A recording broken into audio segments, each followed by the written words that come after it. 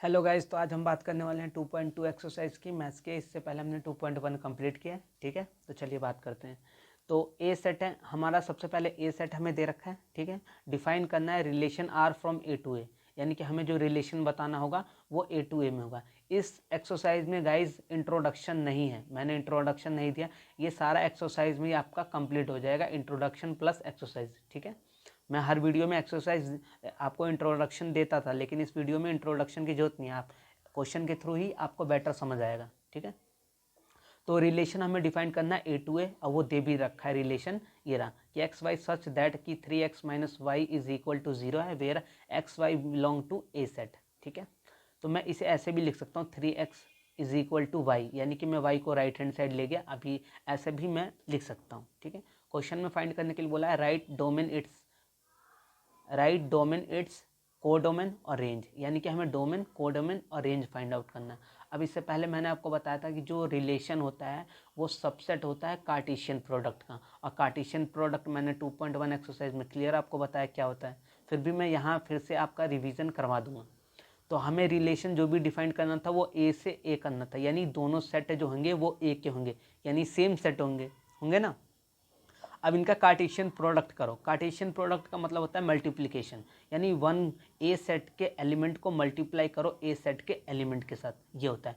तो मैं 1 को मल्टीप्लाई करूंगा 1 के साथ तो 1,1 आएगा, फिर 1 को मैं 2 के साथ करूंगा तो 1,2 आएगा, फिर 1 को 3 के साथ करूंगा तो 1,3 आएगा, वैसे ही 1 को 4 के साथ करूंगा तो 1,4 आएगा, फिर 1 को 14 के साथ में मल्टीप्लाई करूंगा तो 1,14 आएगा, वैसे ही 2।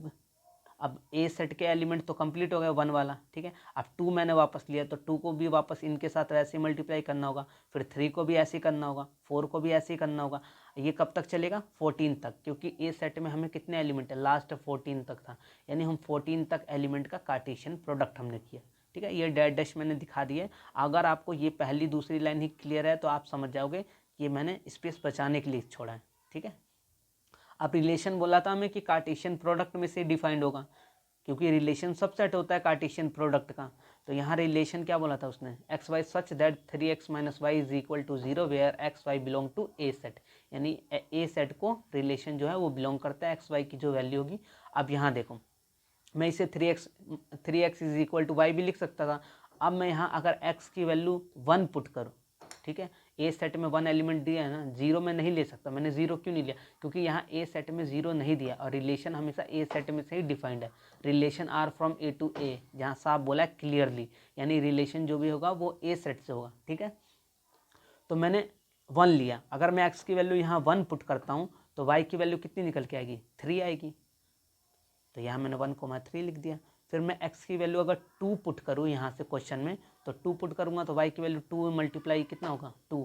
3 मल्टीप्लाई 2 6 हो जाएगा, तो 2,6 आ गया। अगर मैं यहाँ x की वैल्यू 3 पुट करूँ यहाँ ए सेट में से, तो 3 मल्टीप्लाई 3 9 हो गया, यानी 3,9 हो गया। फिर 4 पुट करूँगा तो 4,12 हो जाएगा। फिर मैं 5, यहाँ तो 14 तक है ना एलिमेंट, फिर मैंने आगे क्यों नहीं लिए? क्योंकि अगर मान चलो यहाँ तुम रखते हो 5, 4 तक तो तुमने ले लिया, 4 जब x की वैल्यू पुट करी तो y की 12 निकल के आई। ठीक है, लेकिन जब मैं यहाँ 5 लूँगा तो मल्टीप्लाई करूँगा तो 5 3 जा 15 होता है। ठीक है, तो 15 तो इस एलिमेंट में है कहीं, इस सेट में है कहीं एलिमेंट? 15 नहीं है, 14 तक ही लिमिट है इसकी, इसीलिए हमने आगे नहीं लिया। ये हमारा रिलेशन आ गया।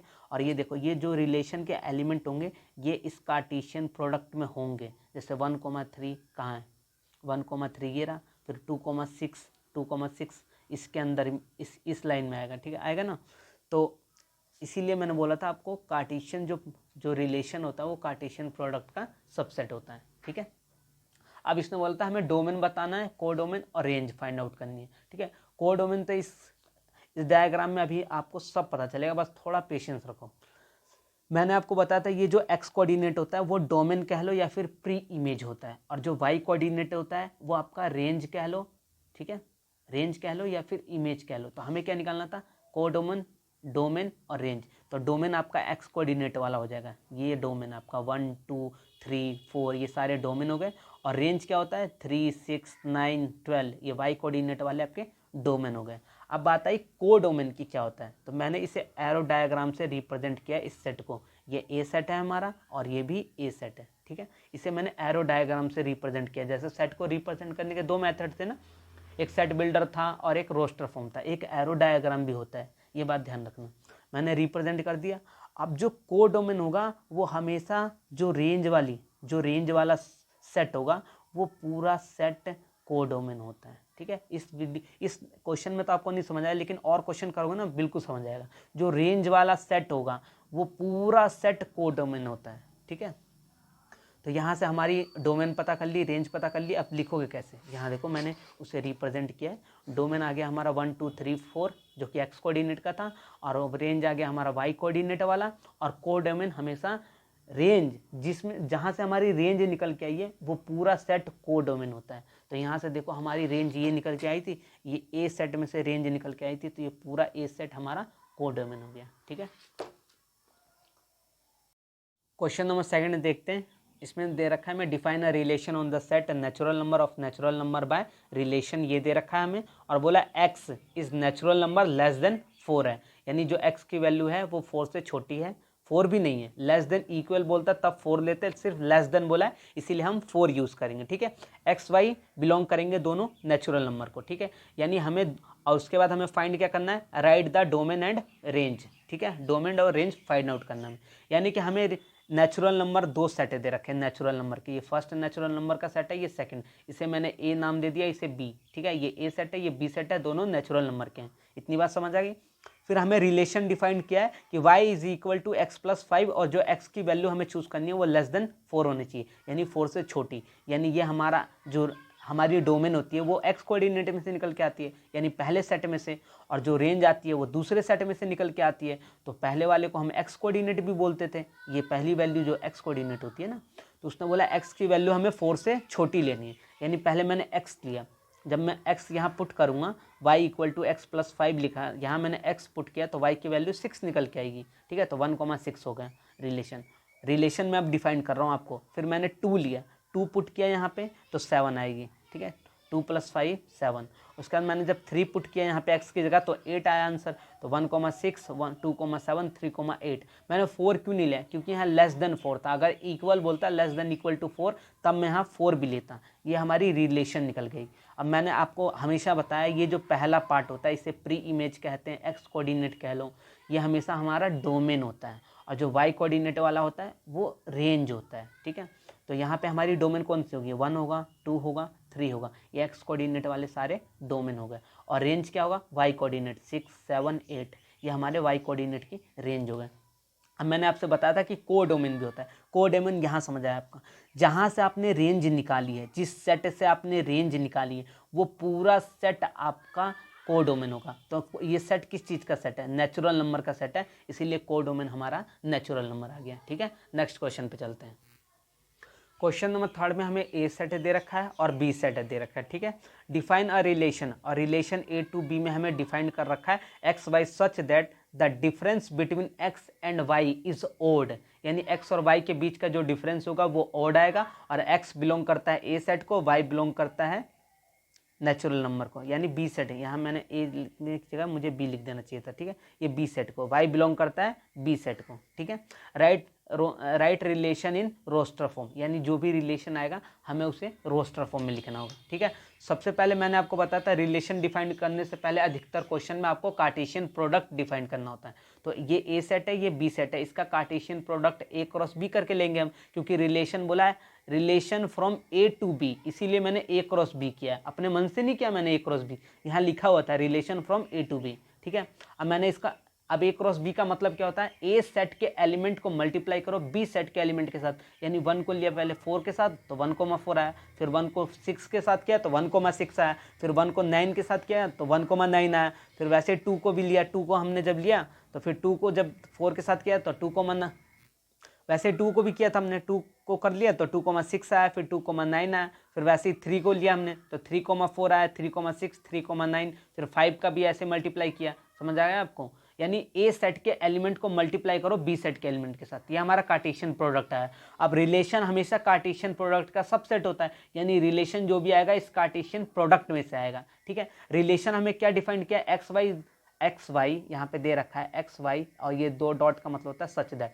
X y such that the difference between x and y is odd, यानी एक्स और वाई के बीच का जो डिफरेंस है वो ओड होना चाहिए। अब हमने डिफरेंस निकाला 1,4, यानी 1 में से मैं माइनस 1 में से माइनस करूँगा 4, सॉरी 4 में से 1 माइनस किया हमने तो कितना आएगा 3 आएगा। अब वो प्लस आ रहा माइनस हो रहा, उससे हमें कोई मतलब नहीं है, हमें मतलब है वो डिफरेंस हमेशा ऑड आना चाहिए। क्या आना चाहिए? ऑड आना चाहिए। तो यहाँ पे 1 को जब 4 में से 1 माइनस करेंगे 3 आएगा, इसीलिए ये ऑड आने और इसका डिफरेंस जो है ऑड आ रहा है, इसीलिए मैंने 1,4 लिया है रिलेशन में। ठीक है, फिर 1,6 दे रखा है, यानी 6 में से 1 माइनस करोगे कितना आएगा 4 आएगा। 4 भी क्या, सॉरी 6 में से 1 माइनस करोगे तो 5 आएगा। 5 भी क्या है? एक ऑड नंबर है, इसीलिए इनका भी डिफरेंस कितना आ रहा है? ऑड। वैसे 2, 9, 3,4, 3,6, 5,4, 5,6 ये ऐसे एलिमेंट हैं जिनका डिफरेंस आप लोगे तो वो हमेशा आपको ऑड नंबर आएगा। ठीक है, अब इसमें से हमें डोमेन और रेंज बताना। अगर आपने रिलेशन फाइंड कर लिया ना तो आपका काम हो गया, उसके बाद आप डोमेन, रेंज, कोडोमेन इजीली बता दोगे। ठीक है, डोमेन हमेशा एक्स कोऑर्डिनेट होता है, तो ये एक्स कोऑर्डिनेट वाले हमेशा ये डोमेन हो गए हमारे, यानी 1, और हम 1 एक ही बार लिखेंगे। ये 1 1 2 बार है ना, लेकिन हम एक बार लिखेंगे क्योंकि हमेशा हमें यूनिक डोमेन लिखना होता है, बार बार रिपीटेड डोमेन नहीं लिखना होता है, यूनिक डोमेन लिखना होता है। तो इसीलिए हम इसे एक बार ही लेंगे। 1 हमने लिखा, फिर 2, फिर उसका 3 देखो 2 बार है, लेकिन हम एक ही बार लिखेंगे। 5 भी 2 बार है तो उसे भी एक ही बार लिखेंगे। ठीक उसी तरह से वाई कोऑर्डिनेट जो होता है हमारा वो रेंज होता है, तो वाई कोऑर्डिनेट में 4 है, 6 है, 9 है, ये हमने यहाँ लिख दिया। ठीक है, अब कोडोमेन क्या होता है? जिस सेट से आपने रेंज निकाला है, इस सेट से रेंज निकाला हमने, ठीक है, ये पूरा सेट हमारा कोडोमेन होगा, इसीलिए मैंने 4 6 को लिख दिया। 4 6 9 ये हमारा बी सेट था। आप यहाँ कोडोमेन की जगह बी सेट भी ऐसे लिख दोगे ना, यहाँ बी करके, इनके एलिमेंट ना लिखो, बी भी लिख दूंगा आप, तो समझ जाएंगे कि ये कोडोमेन है। ठीक है, नेक्स्ट क्वेश्चन पे चलते हैं। फोर्थ क्वेश्चन में क्या बोलता है? Show a relationship between the set P and Q, right this relation.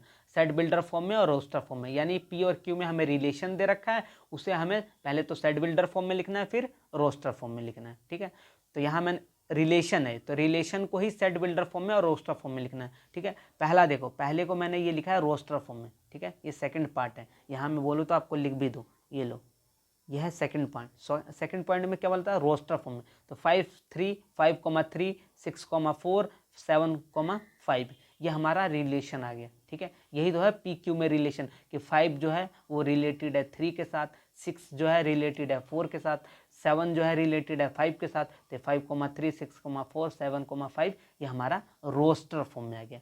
Set chapter में हमने पढ़ा था। अब इसी को हमें लिखना है सेट बिल्डर फॉर्म में। तो सेट बिल्डर फॉर्म क्या होता है? कहानी की तरह बना के लिखो मस्त ग्रामर में। ठीक है, तो वैसे x y such that x is equal to y plus 2 where x belong करता है p को एंड x बिलोंग करता है q को। ठीक है, यहाँ x is equal to y plus 2 मैंने क्यों लिखा? आप x की वैल्यू निकालना चाहते हो तो y प्लस 2 करो। y में कितने 3 एलिमेंट हैं, 3 को यहाँ रखो, y की जगह 3 पुट करो, तो 3 प्लस 2 कितना होगा 5, तो x में कितना आ रहा था 5, ये रिलेशन ही तो है। तो ये हमारा आ गया रोस्टर सेट बिल्डर फॉर्म में। अब हमें डोमेन, रेंज और कोऑर्डिनेट यहाँ पूछा नहीं है, फिर भी मैं आपको दिखा रहा हूँ निकाल के। जो ये एक्स कोऑर्डिनेट वाले होते हैं ये हमारे डोमेन होते हैं, वाई कोऑर्डिनेट वाले हमारे रेंज होते हैं, और ये चीज़ हमेशा रिलेशन से चेक करना। ठीक है, कार्टेशियन प्रोडक्ट से नहीं, रिलेशन से। ठीक है, तो यहाँ एक्स कोऑर्डिनेट में क्या 5 6 7 ये हमारी डोमेन आ गई, और रेंज वाई कोऑर्डिनेट में 3 4 5 ये हमारी रेंज आ गई। कोडोमेन हमेशा क्या होता है? जहाँ से हमने रेंज निकाली है, क्यू सेट से रेंज आई हमारी, देखो 3 4 5 ये कहाँ के एलिमेंट है? यहाँ क्यू सेट के 3 4 5 ये हमारी रेंज आई थी। तो जो रेंज वाला होता है ये पूरा क्यू सेट है, क्यू सेट ये पूरा आपका कोडोमेन हो जाएगा। ठीक है, नेक्स्ट क्वेश्चन पे चलते हैं। फिफ्थ क्वेश्चन में देखो क्या बोला हमें, ए सेट दे रखा है हमें, ठीक है, और लेट बोला है relation be the relation as a defined by A B such that कि ए और इस कोमा का मतलब भी ध्यान रखना, एंड बोलते हैं इसे। ठीक है, मैथमेटिक्स में एंड बोला जाता है। तो A and B belong to A. ठीक है, B is divisible by A, यानी रिलेशन सिंपल सा ये है कि जो बी है वो डिविजिबल है ए के द्वारा। ठीक है, अब हमें क्या लिखना है? Write a relation in roster form. पहले तो हमें रोस्टर फॉर्म में लिखना है, दूसरा domain and range find out करना है। ठीक है, तो ए सेट मैंने ये लिखा और ये बी सेट है। अब पूछो मैंने दोनों क्यों सेम लिखे हैं? क्योंकि यहाँ साफ बोला था ए एंड बी दोनों बिलोंग करते हैं ए सेट को, इसलिए मैंने ए सेट के सारे एलिमेंट दोनों में लिख दिए सेम। ठीक है, अब रिलेशन बोला था बी इज डिविजिबल बाय ए, इतना सही है मेन रिलेशन, ये तो कंडीशन थी ना। तो बी इज डिविजिबल बाई ए, यानी बी सेट के जो एलिमेंट है वो डिविजिबल हैं ए के साथ। यहाँ देखो वन वन लो आप पहले, वन हमेशा किसी भी सेट के साथ डिविजिबल होता है। वन वन के साथ हो सकता है, वन टू के साथ हो सकता है, वन थ्री के साथ हो सकता है, वन फोर के साथ, वन फाइव के, वन सिक्स के, किसी के साथ भी डिविजिबल हो जाता है, ठीक है। फिर हमने टू लिया, टू डिविजिबल होगा टू के साथ ही, फोर के साथ और सिक्स के साथ, और थ्री थ्री के साथ और सिक्स के साथ। वैसे ही फोर किसके साथ, सिर्फ फोर के साथ ही डिविजिबल होता है इस यहाँ पे सिर्फ। और यहाँ पे सिक्स जो है सिक्स के साथ डिविजिबल होगा, फाइव फाइव के साथ। ये हमारी आ गई रिलेशन, ठीक है। अब मैंने यहाँ कार्टेशियन प्रोडक्ट इस बार नहीं लिखा, उसका रीज़न ये है, अब कार्टेशियन प्रोडक्ट में वापस लिखता ए क्रॉस बी करके, तो पहले वन ए सेट के एलिमेंट को मल्टीप्लाई करो बी सेट के एलिमेंट के साथ, तो काफ़ी लंबा हो जाता, इसलिए मैंने इस बार ये करके नहीं दिखाया, डायरेक्ट मैंने आपको रिलेशन यहीं से बता दिया, ग्राफ ये विजुअल डायग्राम के थ्रू, ठीक है। अब हमें यहाँ से फाइंड करना है डोमेन और रेंज। यहाँ रिलेशन देखो मैंने इसे रोस्टर फॉर्म में लिख दिया है, यही रोस्टर फॉर्म होती है, सिंपल सा। इस कंडीशन के अकॉर्डिंग रिलेशन आपने इस कंडीशन के अकॉर्डिंग यहाँ पे लिखना था, वो निकाल दिया आपने। अब इसे इसका डोमेन और रेंज फाइंड आउट करना। फर्स्ट पार्ट में आपका रिलेशन रोस्टर फॉर्म में बोला था, सेकेंड पार्ट में आपको डोमेन और रेंज बोला था। तो डोमेन क्या होता है, एक्स कोऑर्डिनेट जो होता है वो आपका डोमेन होता है, वाई कोऑर्डिनेट वाला रेंज होता है, ठीक है। एक्स कोऑर्डिनेट में क्या है, वन है, और वन हम बार बार नहीं लिखेंगे क्योंकि यूनिक एलिमेंट हमेशा डोमेन में लिखना होता है।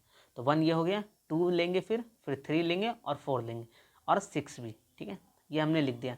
और रेंज क्या निकल के आई, one two three four five और सिक्स, वो भी हमने लिख दिया। अगर किसी को डोमेन और रेंज समझ आ गया होगा, इतने बार मैं बताता आ रहा हूँ, जो एक्स कोऑर्डिनेट होता है वो डोमेन होता है, वाई कोऑर्डिनेट वाला रेंज होता है। अगर आपको को डोमेन भी इसका निकालना हो तो बी सेट उठा के यहाँ पूरा लिख दो, ठीक है। नेक्स्ट क्वेश्चन पे चलते हैं।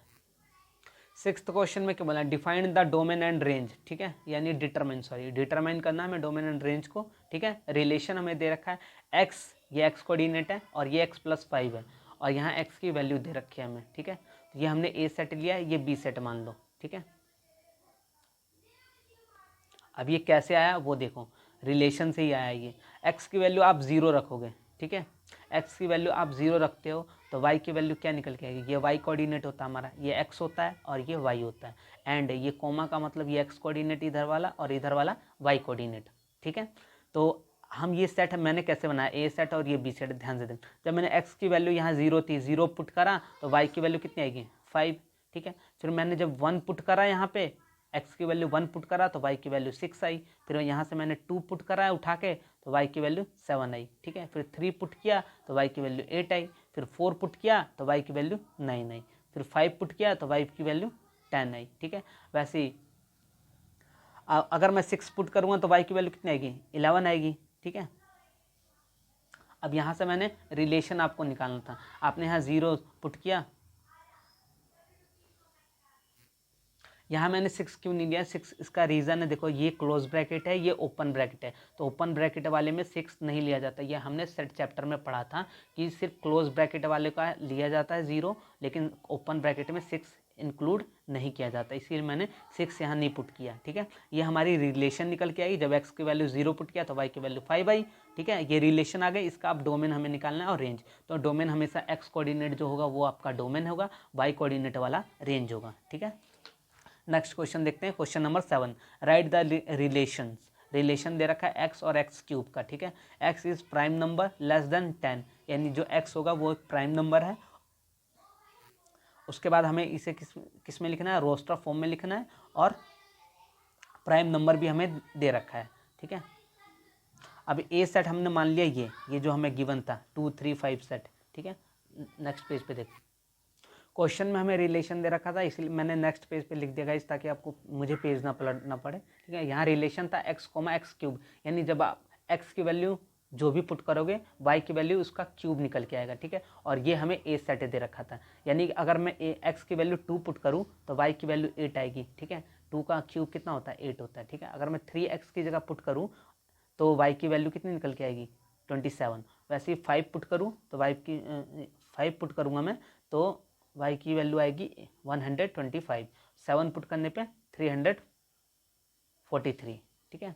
अब यहाँ से मुझे डोमेन और रेंज फाइंड आउट करना है। देखो अगर रिलेशन आपको समझ आ गया ना, रिलेशन बोल क्या है, अगर आपको मतलब रिलेशन क्या बता रहा है, अगर आपको रिलेशन समझ आ गया ना, आप आराम से डोमेन और रेंज फाइंड कर लोगे। ठीक है, सबसे पहले मैं हमेशा डोमेन निकालता हूँ, रिलेशन निकालता हूँ सॉरी। ठीक है, मैं रिलेशन हमेशा निकालता हूँ पहले, उसके बाद उसी में से हमारी डोमेन रेंज आ जाती है। ठीक है, तो मैंने डोमेन कैसे रिलेशन कैसे फाइंड किया था, यहाँ इस कंडीशन के अकॉर्डिंग कि x की वैल्यू जब आप पुट करोगे तो y की वैल्यू x क्यूब निकल के आएगी, ये कंडीशन पे पुट किया, यहाँ से मैंने रिलेशन निकाला। अब मैंने बता दिया जो x कोऑर्डिनेट होता है वो आपका डोमेन होता है और y कोऑर्डिनेट वाला रेंज होता है। तो यहाँ से x कोऑर्डिनेट ये है 2 3 5 7 और y कोऑर्डिनेट आपका है 8 27 125 और 343।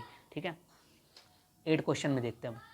लेट ए सेट हमें दे रखा है और बी सेट भी दे रखा है। Find the number of relation from A to B, number of relation यहाँ फाइंड आउट करना है। पहले हम कार्टेशियन प्रोडक्ट कर लेंगे ए क्रॉस बी। अब मैंने ए क्रॉस बी क्यों किया, यहाँ साफ लिखा था relation from A to B यानी A cross B. A cross B क्या करने का मतलब क्या होता है, ए सेट के एलिमेंट को मल्टीप्लाई करो बी सेट के एलिमेंट के साथ। ठीक है, एक्स को मल्टीप्लाई किया 1 के साथ एक्स कोमा 1, फिर एक्स को किया 2 के साथ तो एक्स कोमा 2, वाई को किया तो वाई कोमा 1, वाई को 2 के साथ किया तो वाई कोमा 2, फिर जेड को किया तो जेड कोमा 1, फिर जेड को 2 के साथ किया तो जेड कोमा 2। ठीक है, ये आ गए। अब बोला number of relation from A to B यानी ए क्रॉस बी का नंबर ऑफ रिलेशन। सिंपल सा है, मैंने इसका फॉर्मूला भी दिया है फिर भी समझ लो। ए सेट में कितने एलिमेंट है 2 3 है। ठीक है, बी सेट में कितने 2 है, दोनों को मल्टीप्लाई कर दो 3 × 2 कितना आएगा 6। ठीक है, यहाँ मैं काट के आंसर तो यही होगा लेकिन मैं दिखाता हूँ। Number of element in A set में कितने हैं 3, number of element in B set में कितने हैं 2, दोनों को मल्टीप्लाई करो 6, आंसर आ गया। ठीक है,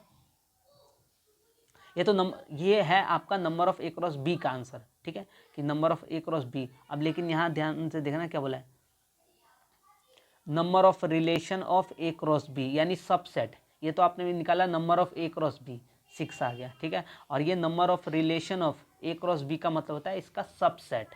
ठीक है, इसका subset number of relation from A to B का सबसेट होता है। ठीक है, ये पहले आपने निकाला number of A cross B, फिर number of relation of A cross B का मतलब होता है सबसेट निकालो, तो 2 की पावर 6 कर दो आप, ये आ गया 64। ठीक है, 9th क्वेश्चन में क्या होता है, let a real number be the relation on Z. Z क्या होता है आपका इंटीजर होता है। ठीक है, डिफाइंड बाय रिलेशन इस तरीके से डिफाइंड है, A B such that A B दोनों बिलोंग करते हैं इंटीजर को, जेड का मतलब होता है इंटीजर। ठीक है, A minus B is an integer यानी जब आप a माइनस बी का डिफरेंस लोगे तो वो आपको एक इंटीजर होना चाहिए। ठीक है, find the domain and range of relation यानी रिलेशन का हमें डोमेन और रेंज फाइंड आउट करना है। नेक्स्ट पेज पे देखते हैं। देखो दोनों सेट हमारे इंटीजर के थे, मैंने लिख दिया इंटीजर पॉजिटिव नेगेटिव दोनों होते हैं। ठीक है, मैंने लिख दिया। उसके बाद में रिलेशन बोला था जेड टू जेड का यानी दोनों का रिलेशन सेम, तो ये रिलेशन आपका आ गया 0,0। ठीक है, 0,1 0,-1 ये ऐसे करके आपका रिलेशन आएगा। ठीक है, अब रिलेशन क्या था, रिलेशन पूरा कार्टेशियन प्रोडक्ट ही है, समझ जाओ यहाँ पे रिलेशन कार्टेशियन प्रोडक्ट है पूरा। तो कार्टेशियन प्रोडक्ट का मतलब जो जेड के सारे एलिमेंट होंगे और इस जेड के भी सारे एलिमेंट होंगे, तो जाहिर सी बात है डोमेन क्या आएगा जेड ही आएगा एक इंटीजर, और रेंज भी इंटीजर ही आएगा। ठीक है, रिलेशन बोला था जेड टू जेड का यानी इंटीजर से इंटीजर का रिलेशन क्या आएगा इंटीजर ही तो आएगा। इसी के साथ हमारा ये भी एक्सरसाइज कंप्लीट होता है गाइस। अगर वीडियो अच्छी लगी हो तो लाइक ज़रूर करें। Thank you.